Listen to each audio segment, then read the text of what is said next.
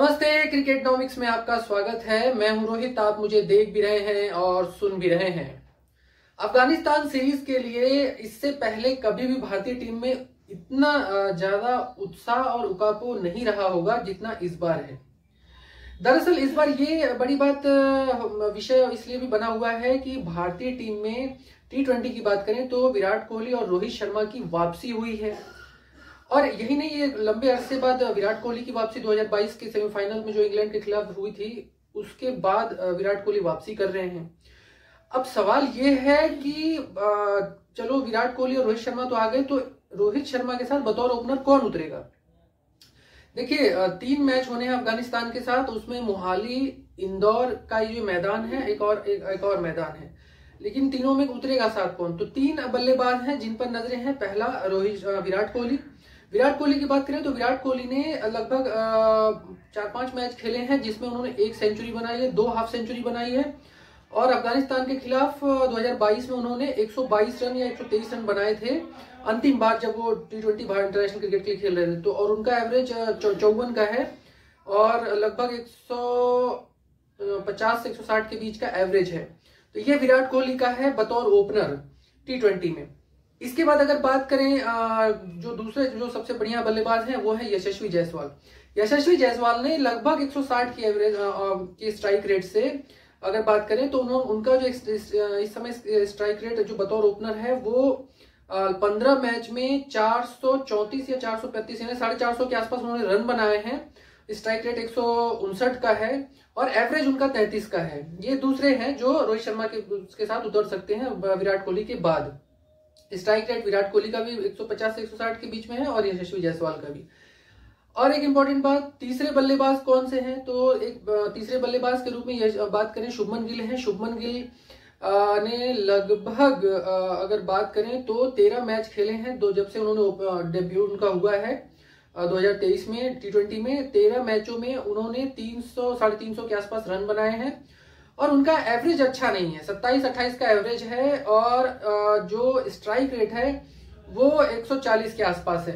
तो ये शुभमन गिल है। तो मैंने 4 बल्लेबाजों के नाम बताए जिसमें से 3 ओपनर रोहित शर्मा के साथ कौन उतर सकता है उनके बारे में बताया मैंने।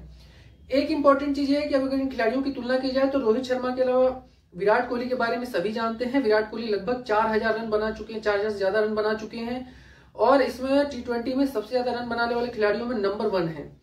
और बतौर ओपनर अगर वो उतरेंगे तो रोहित शर्मा और विराट कोहली की जो अनुभवी जोड़ी है वो उसका बहुत बड़ा लाभ टीम को मिलेगा। लेकिन जब टीम कभी ट्रैप होगी, कभी मुश्किल में फंसेगी, तो वहां पर एक अनुभवी बल्लेबाज बीच में चाहिए जो कि विराट कोहली पूरी करते हैं उस कमी को। तो मुझे लगता है विराट कोहली शायद ओपनिंग में न उतरे, जिसकी संभावना पूरी ऐसा लग रहा है और समझ में आ रहा है। अगर विराट कोहली उतरते हैं रोहित शर्मा के साथ तो समझ लीजिए कि विपक्षी खेमे में खलबली मच जाएगी। लेकिन उसके साथ ही अगर विकेट शुरू में गिर जाते हैं, T20 में अक्सर ऐसा होता है कि बड़े बड़े बल्लेबाजों का 2 ही 3 बॉल खेलकर विकेट गिर जाते हैं। अगर ऐसा होता है तो उसका बहुत बड़ा नुकसान भारतीय टीम को होगा। तो मुझे लगता है कि वो विराट कोहली पीछे तीसरे नंबर पर ही रहेंगे या चौथे नंबर पर हो सकता है रहें, क्योंकि तीसरे नंबर पर हो सकता है शुभमन गिल आए, क्योंकि विराट कोहली को जो है मिडिल ऑर्डर संभालने के लिए लगभग मिडिल ऑर्डर पे वो आ जाएंगे और उनको संभालने के लिए दायित्व दिया जा सकता है श्रेयस अय्यर के साथ। दूसरी बड़ी बात यह है कि शुभमन गिल को लेकर मैं बार बार कह रहा हूं, शुभमन गिल की संभावना अभी भी रोहित शर्मा के साथ है क्योंकि उनके शॉट सिलेक्शन इस तरह के हैं। लेकिन उनके फॉर्म की बात करें तो पिछले 2-3 महीने में फॉर्म में निरंतरता नहीं है, चाहे वनडे वर्ल्ड कप हो, ऑस्ट्रेलिया सीरीज, दक्षिण अफ्रीका सीरीज, इन सभी सीरीज की अगर बात कर लीजिए तो उनका फॉर्म दिखा नहीं है। टेस्ट में भी वो फॉर्म में नहीं दिखे थे।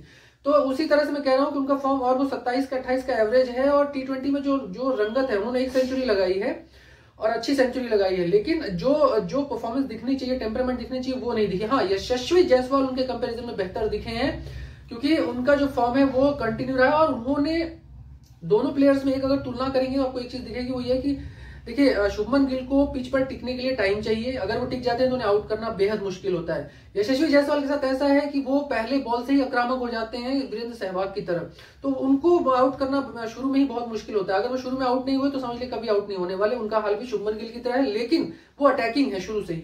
शुभमन गिल शुरू में अटैकिंग नहीं, बाद में अटैकिंग होते हैं। तो ये अंतर है। विराट कोहली की बात करते हैं तो विराट कोहली का कोई आसानी नहीं है, सभी जानते हैं वो किस तरह के प्लेयर हैं और किस तरह से अपने गियर चेंज करते हैं, उनके बारे में कुछ कहना ही नहीं है।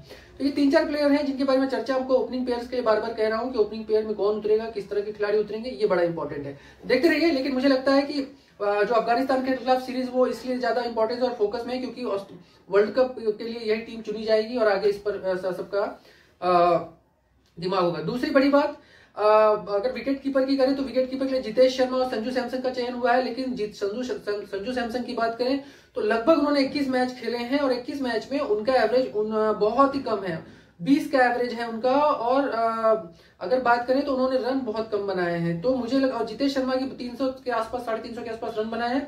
जितेश शर्मा को 7 मैचों में मौका मिला है, अभी हाल ही में उन्होंने डेब्यू किया है साउथ अफ्रीका सीरीज में, उन्होंने लगातार खेले हैं वो, तो वहां उन्होंने मात्र 70-80 के आसपास रन बनाए हैं। हालांकि मौके ज्यादा नहीं मिले बैटिंग करने के लिए, क्योंकि T20 में मौके कम मिलते हैं बतौर विकेट कीपर बैटिंग करने के लिए। लेकिन मैं बेसिकली ये बताने की कोशिश कर रहा हूं कि परफॉर्मेंस वाइज अगर देखा जाए तो उस तरह का परफॉर्मेंस नहीं रहा है जिस तरह की उम्मीद दोनों विकेट कीपर से रही है। मुझे लगता है यहाँ पर ईशान किशन को लेना चाहिए था। ईशान किशन का अनुभव बेहतरीन रहा है, बतौर ओपनर वो बल्लेबाजी करते हैं T20 में, वनडे में भी कई बार कर चुके हैं।